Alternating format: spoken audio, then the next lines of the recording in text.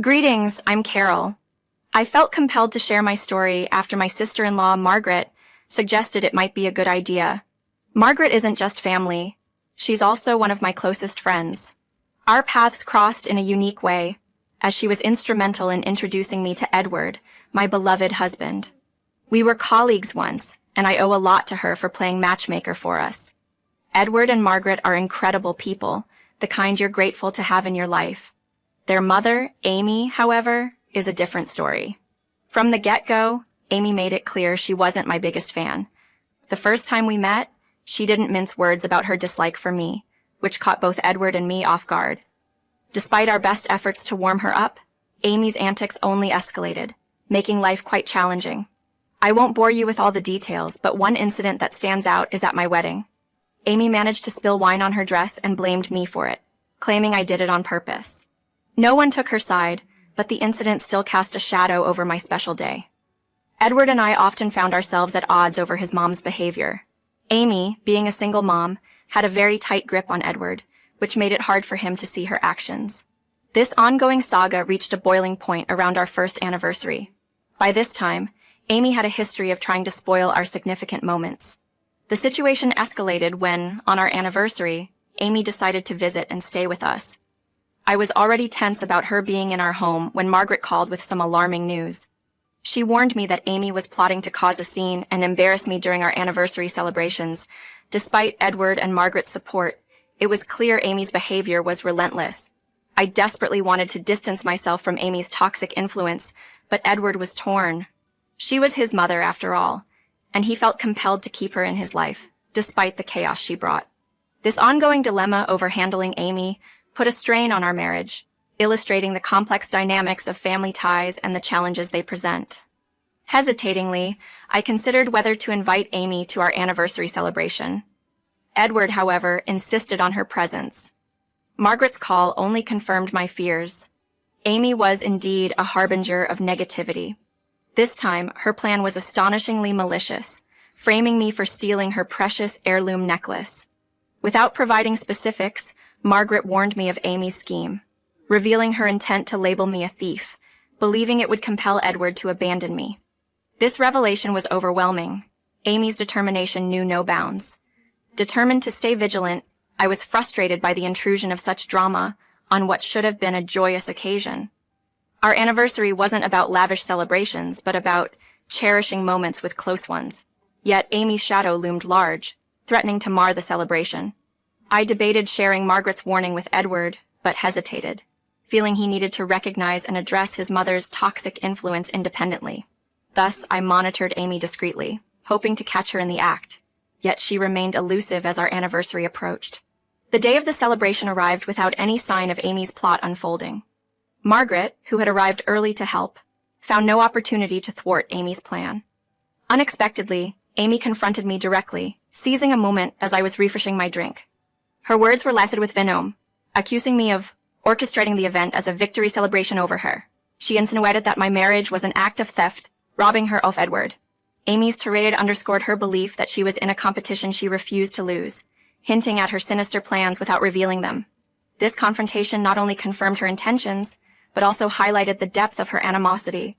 Unveiled were the lengths to which she was willing to go to undermine our relationship, casting a shadow over our anniversary with her unresolved grievances and threats. Confident in my ability to clear my name if push came to shove, I felt somewhat reassured by Margaret's presence right beside me. She had witnessed her mom's aggressive maneuver at our party and decided to stick around, perhaps foreseeing the inevitable drama Amy was bound to unleash. The party was buzzing with energy when, in a theatrical twist, Amy excused herself to ostensibly adorn herself with her forgotten jewelry. Margaret and I exchanged knowing looks, silently agreeing on the predictability of Amy's antics. Not long after, Amy's dramatic scream cut through the festivities, her performance so over the top it could rival a melodramatic play. She appeared, visibly distressed, claiming her necklace and earrings had vanished into thin air. Her despair seemed genuine to some, but Margaret and I were not fooled. We silently observed as Amy played the victim, wailing about her lost jewelry in front of the concerned guests, my husband included. As the inquiry into the jewelry's whereabouts began, Amy oscillated between tearful denials and calculated shock. Then, with an almost comical suddenness, she claimed a revelation. Her jewelry hadn't just been misplaced, it had been stolen.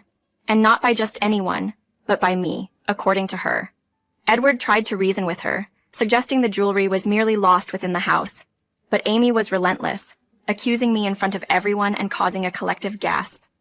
Despite the absurdity of the accusation, Edward's reaction showed a mix of shock and embarrassment, though I knew his trust in me wasn't shaken. Edward was quick to jump to my defense, making it clear he trusted me completely. Despite his deep affection for his mom, his love for me was just as strong, and he didn't hesitate to speak up. "Mom, accusing Carol of theft isn't fair. She wouldn't do anything like that. You've probably just misplaced it," Edward argued, standing firmly by my side. Amy, however, persisted with her accusations, twisting my admiration for her heirloom jewelry into a motive for the theft. "Edward, my dear, you're being blinded by your feelings. Carol's compliments were nothing but a veil for her greed," she claimed, convinced of her narrative. The argument between Edward and Amy escalated, drawing the attention of our guests. It was a strange and embarrassing scenario to be accused of stealing, especially during our anniversary celebration. But I was determined to rise above the situation. Facing Amy's allegations head-on, I countered, "To accuse me of theft in my home, to suggest I'd stoop so low as to steal your jewelry, is outrageous, Amy. I've done nothing of the sort."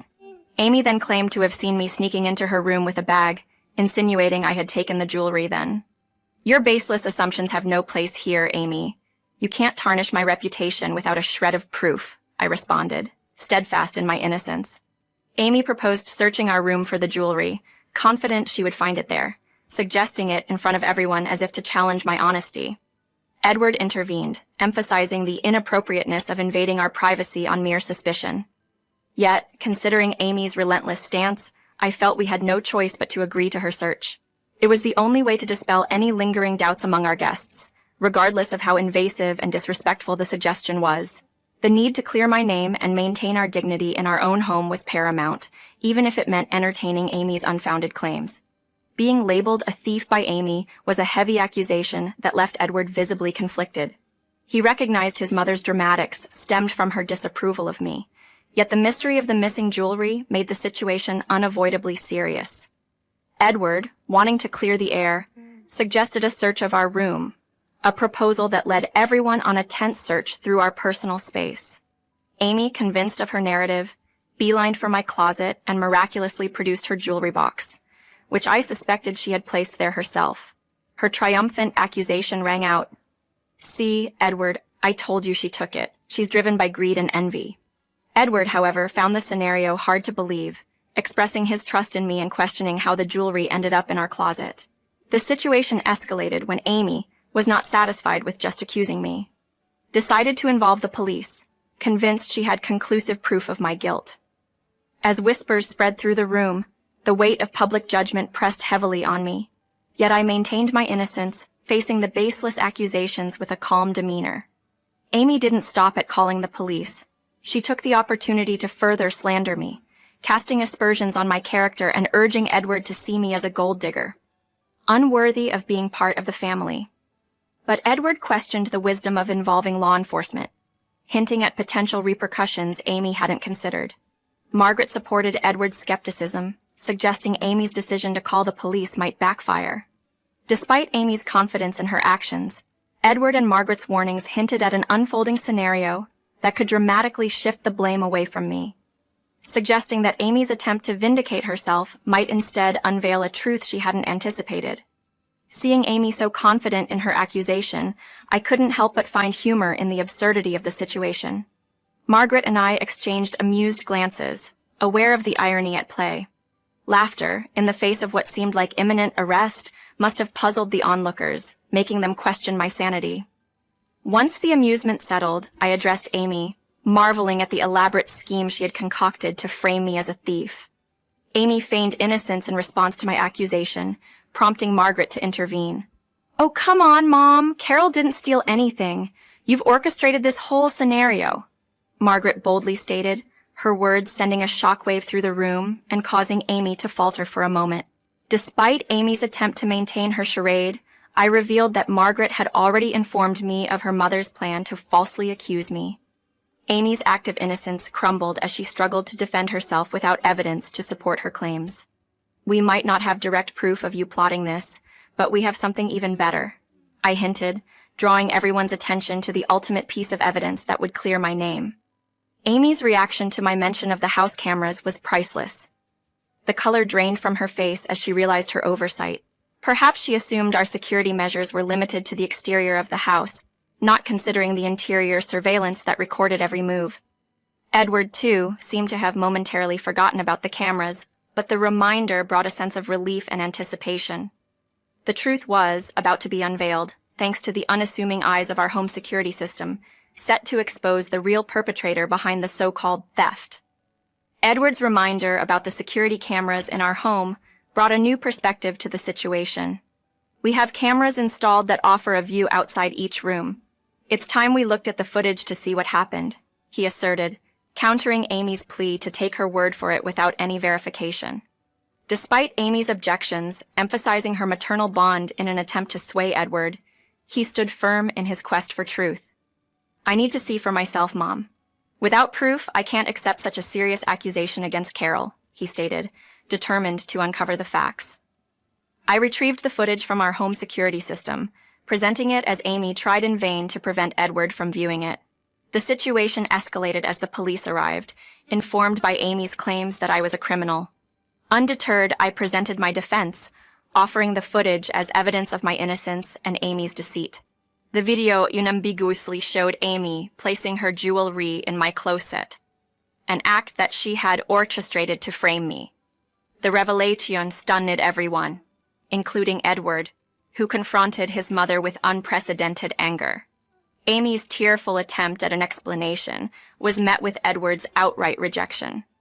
How could you do this? Carol has only been kind, and you repay her with betrayal, Edward lamented, declaring his disbelief and disappointment in his mother's actions.